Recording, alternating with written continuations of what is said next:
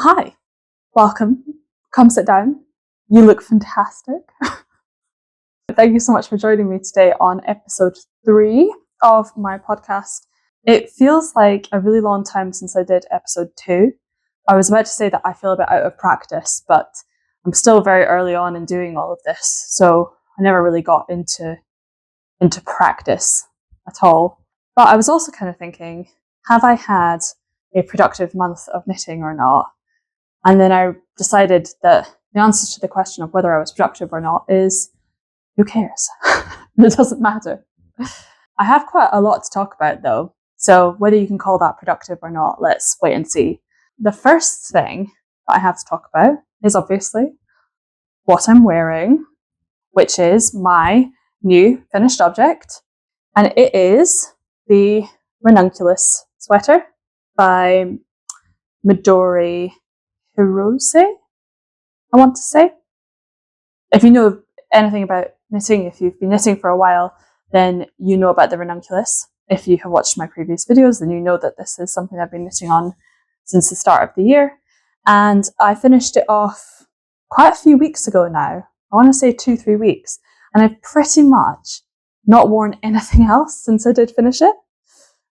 I'm going to try to kind of show you a bit more of it, show you a bit more of the detail. If I get up real close, then you can see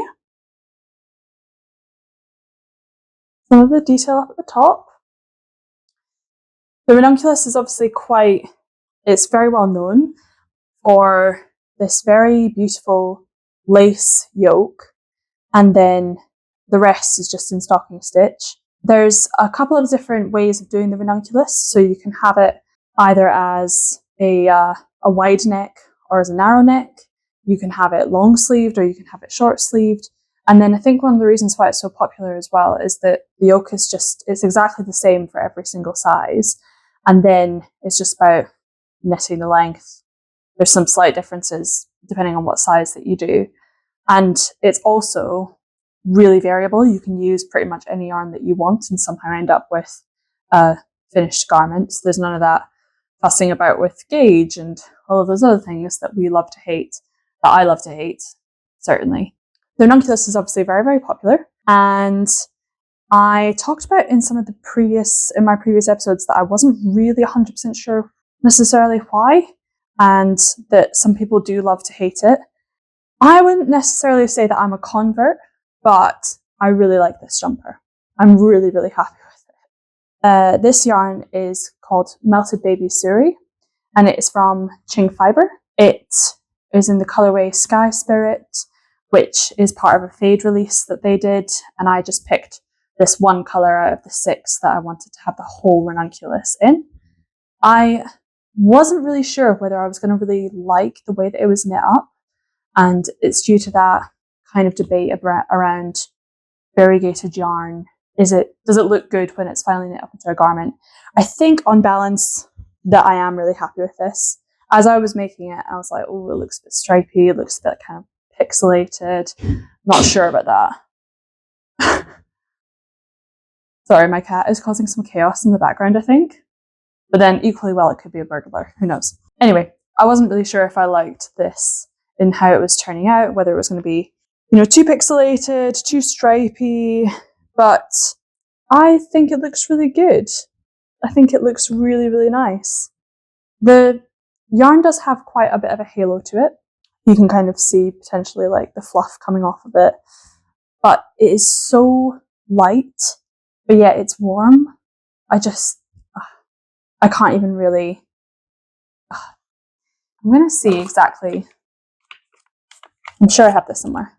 Right, so Melted Baby Suri is 65% Baby Suri alpaca, so far so good, 20% merino, 15% silk, which explains why it's soft and it explains why it's warm as well. This, I think, is sport weight. I don't know how you can make a ranunculus in so many different weights of yarn and then get I don't really know. So there are some people who will make it in a very strict cotton, and then you'll see all the lace really clearly. In my version, you can't really see the lace that well. I don't really mind that so much. One thing that I've been really thinking about recently is how to know what silhouettes I like, what sort of styles I like, what sort of things will end up suiting me. And this was very different from the sort of traditional jumpers that I make. I really don't tend to make big, potentially oversized jumpers, but this was quite different. And then with the like almost kind of sort of baggy sleeves. Yeah, I don't tend to do stuff like that. I don't know why. I'm a bit scared of it maybe. But love the yarn. Really happy with this as a finished piece. As I say, I've worn it pretty much constantly. I didn't really take finished object pictures either. And I'm slightly regretting that because I'm not the only one that really likes this, because my cat also really loves to like come up and sit next to this, and sometimes she'll like make biscuits on the jumper, which can make it snag a little bit. So it's already showing a little bit of the signs of being loved. So I think if I take finished objects pictures now, there might be a bit of glazing of the truth. I might have to pick a particularly light day or whatever in order to be able to do that. I had 34 grams of the yarn left. So I have a second finished object, which you might be able to see is the scrunchie that I've got in my hair just now. I think scrunchie is my preferred stash buster, and also when I make a big garment and I really like the yarn, I do tend to make a scrunchie because I like having them all laid out so that I can kind of see all my projects in scrunchie format. And I also try and incorporate some elements of the design into the scrunchie.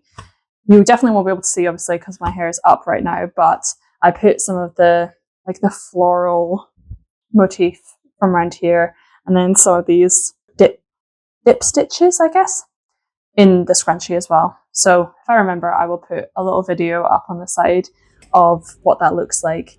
Again, it's not super clear. I think the yarn kind of overpowers the lace on this one, but I don't care, you know, I don't mind that. So, and I'm the one wearing it. I guess you have to look at it, but you don't have to. This is all that is left of the yarn. Hasn't really focused, but that's fine. We can deal with that. So that's all that I have left of that.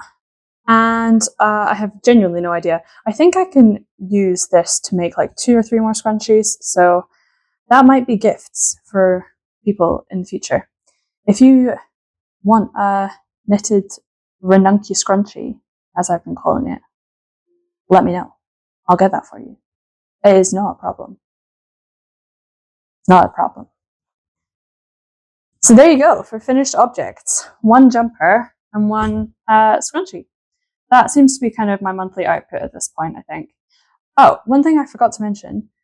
This is knit up on 6mm needles, and what a revelation that is. Genuinely. I don't think I've knit anything on that big a size of needle in ever. I don't think I've ever made anything on 6mm needles. And it goes so fast. Oh, it is such a treat. You know, I'm so used to making these like tiny, tiny little garments, like 3mm, 4.5 maybe on a bigger one, but 6mm. Yeah, that's good. I could get used to that. Could get used to that level of output, definitely. Okay, well, there you go. So I also have 2 works in progress that I'm going to show you today.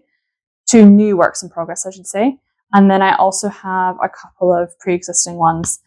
I'm going to stick with my principle of I'm only really going to focus on active works in progress rather than thinking about some of the others that I've mentioned before and just telling you that I've not actually made any progress on them. Which is maybe not the point of this podcast. Maybe the point of this podcast was accountability in order to be able to actually progress these things forward. But I don't know. You be the judge. So the first work in progress that I have is, this is a test knit. Ooh, I don't have both bits of this. Bear with. Wonder if you can still hear me whilst I'm walking about. I'm sure you can actually. Okay, so I've got the second bit now. Both my most active works in progress. This one and the next one that I'll show you, both of them are test knits. So this one is for James N. Watts, who made the beret design that I showed in episode 1. And it's called A Shirt of Fire and Ice. His version that is in the pattern is like a absolutely vibrant red and blue. So it kind of makes sense that it's these two colors that you can kind of mix and match to make this top. But my one is this kind of purple and grey, which I'm actually really liking the look of. Hang on, I'll bring it up close.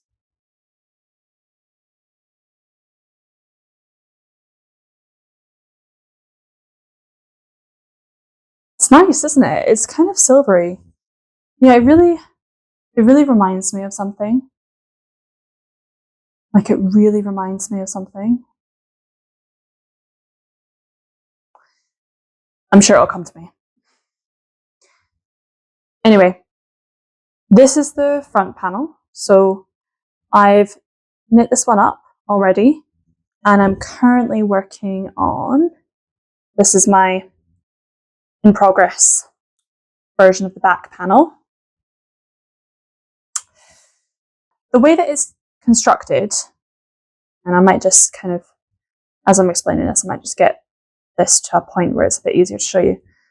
The way that it's constructed is that you knit horizontally. So you're knitting across the way from, I think, right to left, or left to right, who knows. And then you go back to the edge of the garment, and then you pick up stitches along the way, which is your sort of horizontal row. And then you will cast on stitches so that you get a kind of right angle extending down. And then effectively you go back along the right angle, sort of back and forth along the right angle, knitting together with the stitches on the cast on edge as you go. That, I think, is pretty much the simplest way that I have to describe it. And maybe it sounds a little bit complicated. Maybe it doesn't sound very, very fun to be, I would be put off by the idea of picking up stitches and joining them and blah, blah, blah. But I think it's a really fun construction. And the picking up of the stitches, I've now done it 4 times for both of the 2 additional bands on the front and the back. And it is absolutely zero hassle. It takes genuinely about 20 minutes. It's really, really not a big deal at all. I'm just going to get to this end of this row so I can then show you a little bit of what I mean. The front panel is a little bit easier to show you because it's already been blocked, and the yarn that I've chosen, and I think the way that this is put together, because it's all just stocking stitch, means that this has a huge curl to it, which might make it a little bit harder to actually explain exactly what I'm doing. But this bit up at the top this is the back neckband. And then I picked up stitches starting here, going along. And then you got to this point. Then you knit down, cast down, and then you're going back and forth. So you can see how that's working on the 3rd band that I'm doing at the bottom. I picked up all of these stitches here. That's on the needle there. And then cast on down this side. And now I'm just going kind of back and forth along this 3rd band. And that's how you get these kind of horizontal stripes across. And obviously you can do this with like 3 colors, 4 colors. I thought about that actually it'd be really fun to do it with just the 1 color, but if it was a like semi-tonal or like a variegated skein again, instead of having the horizontal sort of stripe effect, you would end up having more of the vertical stripes. And I think that might be quite fun just to see how that looks, whether that's a bit more of an exciting way to do that. I think also that James Watts has a couple of designs that are a little bit like this, which defy expectations in terms of the way that you construct them. So again, it might be a nice, like, fun alternative to do something that behaves in a way that you understand, but then ends up looking a little bit different from how you might expect, like having a variegated scarf, variegated yarn even, worked up in that way. I think that would be interesting to see, and I'm really keen to try it at some point in the future. The yarn that I'm using for this, the purple, is Rowan Hemp Tweed, and this is in the colour Plum. This is discontinued now. I bought this so long ago, and then I bought some extra as well for another project that I did. So I ended up having probably 1 kilogram plus of this, and these all individually come in at 50-gram balls. So I think I genuinely had a full kilogram, and then I bought 6 more, so I ended up having kind of 1.3 kilograms. I think the colour's amazing. I think it really goes with this grey. The grey colour is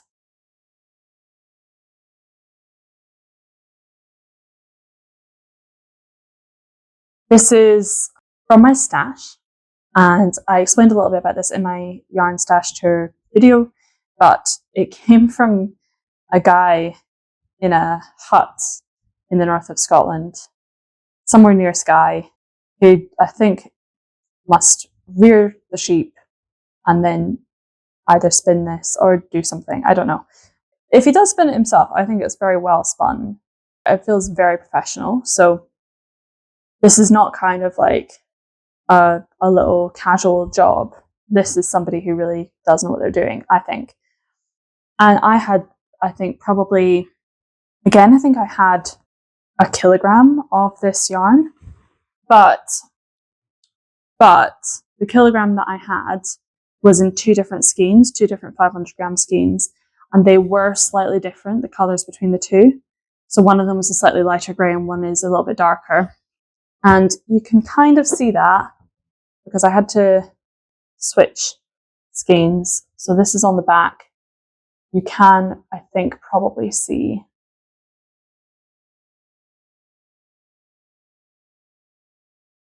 so you can see that slight difference between the 2 greys, I think, on the screen. So it's a bit lighter on this top bit here and then a bit darker there. I will definitely notice, but I really don't think anybody else will pay any particular attention to it. And the fact that it's in that alternating stripe, so I finished off the end of the lighter one on the top, on the second stripe, and then on the third one I joined in the darker grey. And that means that it's not sort of changing within a band. So at least that band is consistent, and it doesn't look that different, I would think. It's, yeah, practically unnoticeable, I would say. The yarn is very, very thick. So it does feel a little bit like upholstery almost. There will be very minimal drape to this. I don't really know how I'm going to feel with this on me, whether I'm going to have to wear something underneath it. We'll just wait and see. I will say that, like, post blocking, it feels a lot looser, it feels a lot softer. So I don't know if that's a thing, or if it's just in my head, but it definitely does feel a lot softer for having had a little bit of a wash and having had that block on the front panel. What I do next, so once the two bits are knit up, then you seam over the top, over the shoulders, and then you do sleeves, but the sleeves are only little shorties. Obviously, collar will go in, and then a band round the bottom as well. So there's still a bit to do, and I need to get this finished by April 16th, which is, it's not too bad. It's tighter than I would normally like on a test knit, especially because I always forget how long it takes to take photos, which most designers don't really care that much if you don't do like a photo launch. some of them do. I mean, I think most of them just want you to do the feedback form so that you actually say, like, this is what worked with the pattern, raise any issues with it. Make sure you're kind of following the pattern to the letter as well.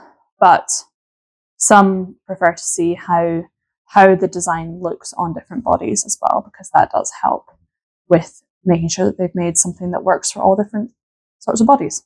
So it always takes me longer than I remember to actually take the photos. And the weekend before the pattern launches, I'm going to be in the Netherlands visiting my sister. So I won't have a lot of time that weekend to do the finishing bits, like blocking, weaving in ends, all of that stuff. I really don't want to be doing that on a flight. I really don't want to have the hassle of like wondering if I can take my needles on the flight and all of that sort of thing. So I'd much prefer to get it done like a week beforehand. I'm not really like a prepared knitter. I do tend to leave it till the very last minute. And I also really despise deadline knitting. Like I really do. But I continually sign up for test knits because I like certain designers. I want to support them.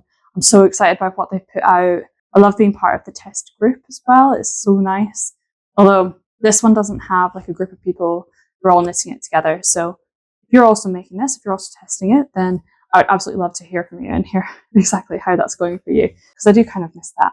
But I do have that with my next work in progress, which is from Lily Kate France, who is, again, a designer that I've mentioned here on the channel before. Again, somebody that I'm very, very fond of as a designer. And she's put out a pattern called, I think it's called Knitty Committee t-shirt or top or something. But this is how far I have got of that test knit. So this is another grey one. It's in this, it's kind of not coming up super clearly on the camera, but it's, I think it's got a purpley tinge to it, and it's chrome feeling. It is certainly very metallic feeling, this yarn, and oh my god, it's pure silk. It is so good. It is so nice to work with. Genuinely, it's such a pleasure. This is not a traveling project because the yarn, I have noticed, does snag very easily because it's so fine. So I feel very nervous about taking it in a bag where I might have keys or other things. It has to be in its own project bag. But even still, it's not the best thing for traveling either because, again, if to kind of make the point, this yarn is so, again, so fine that it's just, it kind of falls off of itself, even though it's wound up. And this is not, I don't want to wind it too tightly. Because it's hand dyed as well, I am carrying two balls of it, so that I can alternate skeins. And again, you can maybe see in this why that's necessary, because there is like a slight bit of variation kind of row to row. So I didn't want it to be that I joined in the second ball and that it was noticeable, that change. If you've not heard of alternating skeins before, then like, don't worry, because I knitted for years and years and years and I didn't ever alternate skeins and I never noticed and I was like completely fine. The only times that I do it are with, I want to say semi-tonal, that might not be the right term, but semi-tonal yarn like this, where it's not entirely a block colour, so it's got some noticeable change in it. Or, to be honest, like when I was making the ranunculus, I did alternate skeins in some of it and I didn't alternate skeins in other bits. This jumper was like a chaotic, because you can't really even see what's going on in it with like the lace or anything. You cannot tell, but there are so many mistakes like in the lace. And I just adopted a principle of like, just go for it. My granny once told me that she never goes back in a book to check something. If she thinks she's missed something, she never flips back in the pages to see what it is that she thought that she missed. She always reads on. She never reads back. And that was the same with this jumper. If I made a mistake, I didn't go back. I just kept going. I was the same with the scrunchie as well. I was like, this is, I can just plow through it, like totally oblivious with all of the mistakes that I've made. That was quite like a decent analogy. Or it just reminded me of that. It reminded me of that thing that my granny said. So back to this. It is really, really soft. It's going to be so nice against the skin. And the design that Lily Kate has made is deliberately supposed to be very fitted. So there's a couple of different designs for it. There's a couple of different sleeve options. You can either have like a puff sleeve, you can have a short sleeve. I think there's a long sleeve version as well. And then there's some different hem options in terms of the rib. And I think there's also the option to add bust darts or not. So it's quite variable again. Again, I'm really enjoying being part of this test group. We're all communicating on Slack, which kind of brings me back to my like old health tech days using Slack. Once you get the hang of it, it's actually really, really useful and really good to use. The other thing that you can do on Slack, which I like, which you can't do on Instagram Messenger, is that you can nest messages. So if somebody says, I think there's something wrong with this bit of the pattern, people can have a whole discussion like under that bit, and then the overall page stays a bit cleaner so that you can go into specific issues and then see what happened with that, rather than having to read through every single message to see what happened with that one issue that you're investigating. You can just see directly like what happened with that. So that is a definitely like an advantage of being on a test group on Slack versus on Instagram Messenger. It's just a bit easier to like, if you're playing catch up, it's a bit easier to follow back through. The design, I think this one is due in May.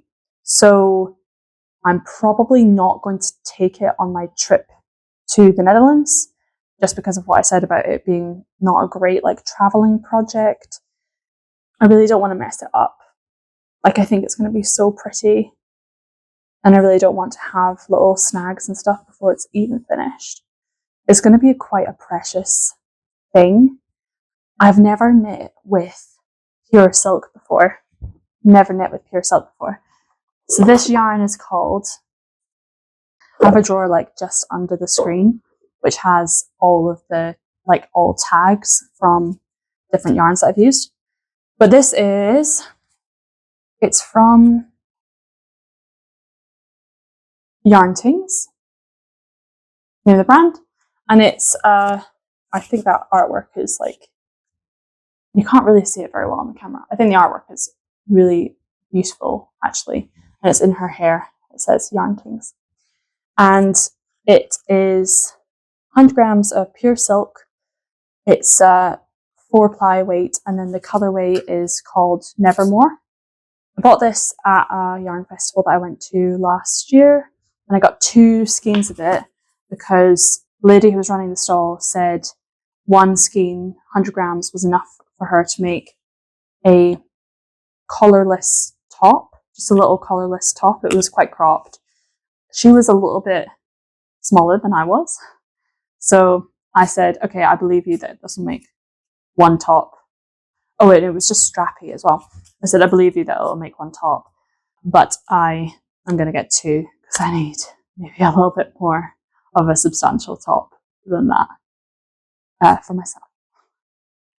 So I'm glad that I did get 2 skeins of this, because that is exactly as much as I need to make the size 3 of the Lily Kate test knit I'm doing. So if I hadn't done that, then I wouldn't have been able to make this beautiful top. This very, very beautiful top that I'm very, very excited for. As I say, that one's due in May, so I expect that I'm currently podcasting about once a month, it feels like. So I expect I'll have an update on that in the next podcast, and we'll just see how that one progresses. But it's going to be really lovely, I think, for when we finally get a bit of a breath of sun out in the summer. I can finally wear that I think it's going to be like a special top. So I don't think I'm going to be wearing it all the time for everyday stuff. You know, if you've got pure silk, you're going to wear it for a special time. But this is absolutely the most bougie yarn that I have used in ages. You know, I just saw the price on that again. It was like £30 for a skein. So that's a £60 top. I was out recently, like I was out with some colleagues last week, and then somebody said to me, like, why, like, can you not afford to buy clothes? Which, obviously, a bit of an eye roll moment, but I was like, you don't know how expensive this can be. You have no idea.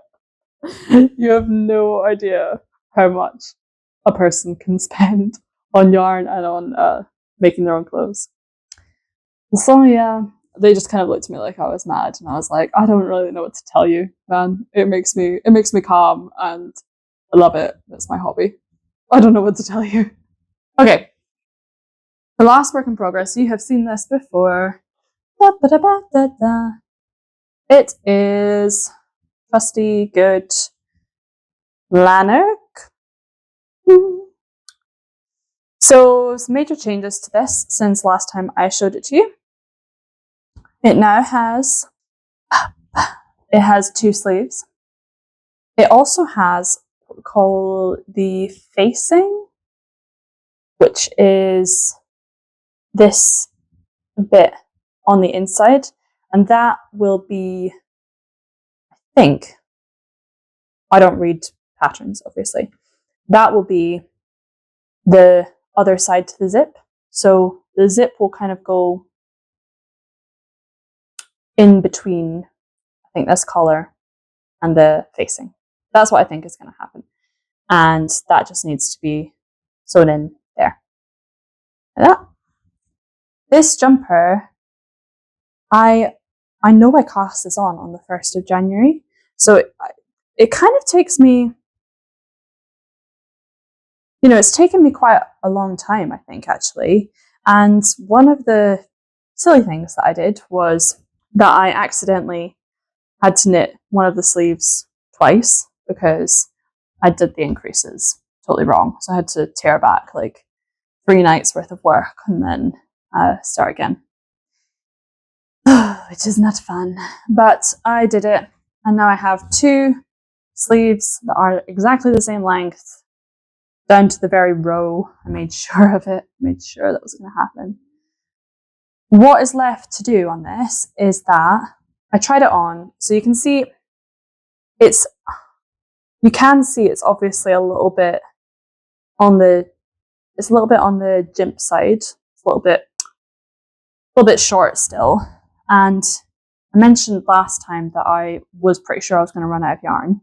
I kind of thought I might run out of yarn by the end of the 2nd sleeve, but luckily I didn't. Obviously I didn't. But this is all that I have left of it. So that's not a lot of yarn left, is it? And what I'm going to do with it is basically just continue down and make the body as long as it possibly can be. When I blocked when I blocked the gauge swatch, I was able to give it a bit more length. So I was able to kind of block it a little bit more into shape and get the rows in place for how long I wanted it to be. So I'm hopeful that that will work the exact same when I do the jumper. I'll be able to kind of block that out a bit more. The bits that are missing in terms of knitting this are that all 3 of the limbs, but the body is not a limb. The body and the sleeves both require some cuffs, and those are obviously not knit yet. And I talked about last time that I was going to do that in a bit of a contrast colour, and whether I was going to do it in like a light contrast or whether I was going to try and do it in a darker one. When I was putting together the description box for the last episode that I did, I noticed that I could get some of this yarn, it looks like, from the website for New Lanark spinning mills. So I have since then been umming and ahhing about whether I take a chance and buy another like 500 grams of what I think is this yarn, because I just got this from like a clearance bin. So I didn't even think it'd be possible to get this yarn again. So I am weighing up whether I want to take a chance and then see when it arrives how different it is.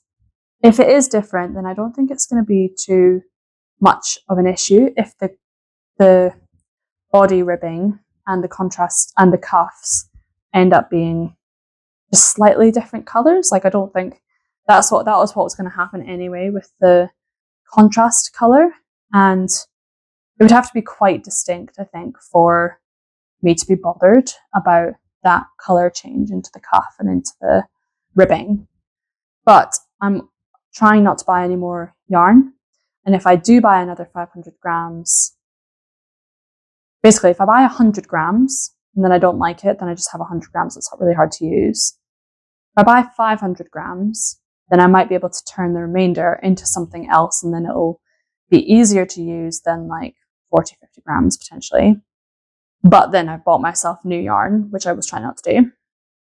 Or I could just cut my losses and decide that I'm going to have the direct contrast. What would be ideal is if I could go and just look. I would just take this to New Lanark again and then try and find one. But I'm not going to be there. So I can't really do that until maybe next year. But I really want this now. I want it now. And I don't tend to deny myself anything, you know. I don't tend to do that. So those are the kind of thoughts that are going through my head. I want to try and like give the no new yarn a real go, not just kind of fall over a hurdle like this, because I've done that before where I've bought additional. I mean, even when I was talking about this like purple and grey one, right? I had yarn in my stash because I bought extra for a project, and I bought too much extra, and then it was just a burden. I just didn't know what to do with it. So I don't want to create that same kind of, it'll be a cycle, like a vicious cycle of always doing this, always buying yarn to finish off a project, and then that causes an issue, and then you have to buy more in order to finish that project. And sometimes you're never really 100% happy with those ones that you've had to like make do, rather than things where you've like specifically matched yarn to project, and then you think, yes, that works. But before I do any of that, I obviously need to finish off this cone, and then we'll just see where we're at. I did want this to be quite cropped. I deliberately wanted it to feel a bit like a bomber jacket, that it only went down to like your high waist, and then I could maybe get some like steampunk goggles and put my hair in like little buns, space buns, and get some purple lipstick or something. Maybe that's not actually a vibe.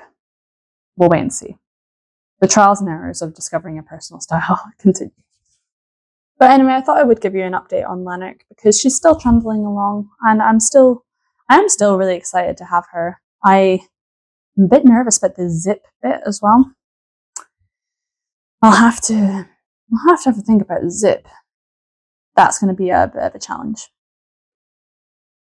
So anyway, that's 2 finished objects for you. That's 3 works in progress with some serious progress, I think. 2 of them new, 1 now besleeved, and with some fun, interesting dilemmas and questions of her own. That brings me to, in traditional times, we would do acquisitions. As I said, I'm still not buying any more yarn. And this month, I have been successful. I have been successful in not purchasing any new yarn yet again. I'm so pleased with myself. I'm so proud of myself. I had temptation. I had a number of times when I went to really nice yarn shops.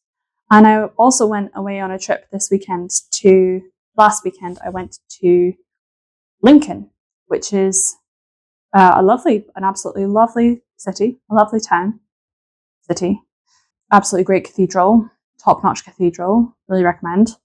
And I do like to go away and buy something from the area, and obviously that is an area where they know their sheep. So it would have been really tempting to go and get some special Lincolnshire yarn. And actually, I did go to some yarn shops, but just nothing really caught my eye. And then I was like, just as you always kind of buy a souvenir and think, right, I'm going to love that souvenir. I'm going to love that souvenir forever. Actually, sometimes you never really needed it in the first place. So I did seek out, and I was willing to be weak. I was willing to be bent on this, but I didn't actually buy anything there. However, I did buy one yarn-related thing, which I'm going to show you, which is I bought this book, which is called Wild Colour by Jenny Dean. And it is a book about dyeing, I was going to say just yarn, but actually I think fabrics and loads of fibres. Yeah, so on the front cover it's got obviously yarn that's been dyed, and then also obviously fabrics. And then on the back it's got some fabrics. So I think it's got some recommendations about how to dye this. But the key thing is that it is about dyeing with plants and with foraged items. And I haven't said this on YouTube yet, but I have a very, very beginner's interest in foraging and in plants and identification and things like that. So this will be quite a fun way to combine those two hobbies and maybe try and find a plant that will generate a colour that I like. I can then dye some yarn and then I can knit that up into something. And that just sounds absolutely delightful as a way to spend a weekend or an evening or a day, depending on how long it takes. And I might even disrupt the zen of that experience to film it and put that up on YouTube as well. So let me know if you'd be interested in seeing my experiments with that and how that goes. Yeah. So that was a good purchase. I'm very pleased with that. Oh, the yarn that I'm thinking of dyeing, I mentioned this in my stash tour video. It's this yarn. And that is alpaca yarn. It doesn't say on it that it's like strictly undyed, but it's obviously, I think it's ripe for dyeing. So if anyone has an experience with dyeing alpaca yarn in particular and anything they'd like to let me know about before I start and potentially ruin a skein of very nice white wool, then please, I'm all ears. I would love to hear about it. That's acquisitions. The last segment of this podcast that I always tend to do is about something that I'm making or that I'm mending, restoring, repairing. Last time I mentioned that I had a coat that has had loads of issues with it for like 3-4 years.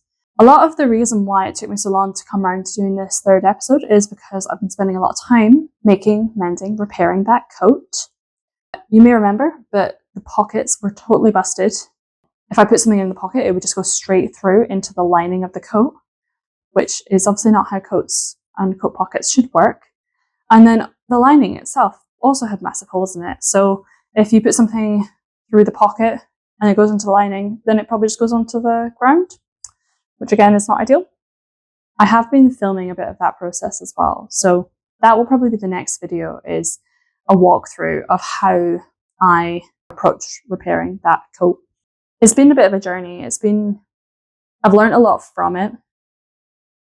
It is a very different thing to come to sewing if you want to repair versus if you're just making clothes.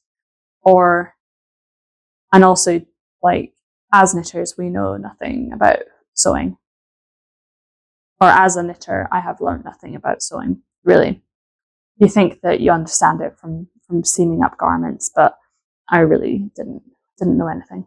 I took the coat out for a stress test run when I was on holiday last weekend in Lincoln, and the pockets have held up.